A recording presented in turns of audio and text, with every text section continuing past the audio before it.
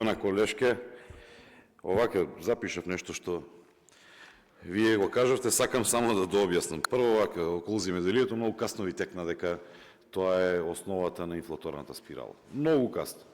Ние со години наназад кажуваме дека земјоделието, односно немањето производство на земјоделски производи директно влие на осиромашување на граѓаните и зголемување на инфлацијата. Во овие изминати години имате одобрен проект од 46 милиони евра за откупни центри плюс 4 милиони евра грант, реализација нула, прејас као кажав. Во водоснабдителните системи реализација нула, на ниједна репарација, на ниједен нов водоснабдителен систем.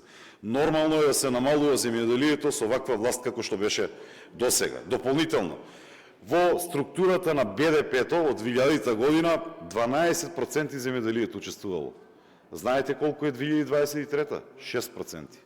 Двојно намалување во структурата на БДП по основ на производство.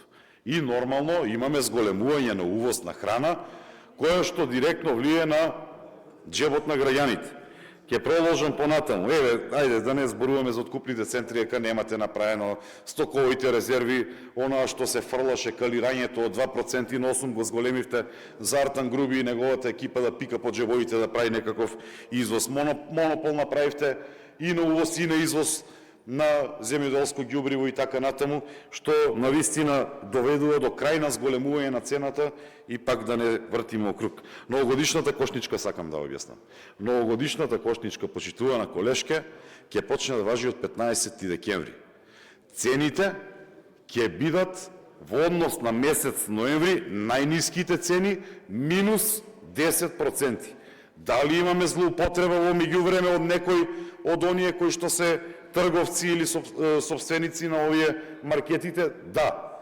Меѓутоа, од 15 декември ќе почне да важи новогодишната кошничка, која што ќе трае до 15 јануари, ќе се земат во предвид најниските цени од месец ноември и на тие ќе имаме 10% намалување, а од јануари дополнително по основ на законот за нефер трговски практики ќе има и казнување за оние кои што злоупотребуваат. Во однос на фискалниот совет, па тие препораки со години наназад ги слушам. Со години наназад се истите препораки. Сега кога не ви одговараше, вие не ги почитувавте препораките на фискалниот совет, сега кога ви одговара да критикувате, почнавте да го слушате фискалниот совет, а составот е горе-доле истиот. И во однос на Бехтел и Енка, кои што ги спомнавте, многу малку експроприацијата ви кажава предходно со која динамика одеше, меѓутоа 80 милиони евра успеавме да заштедиме заради тоа што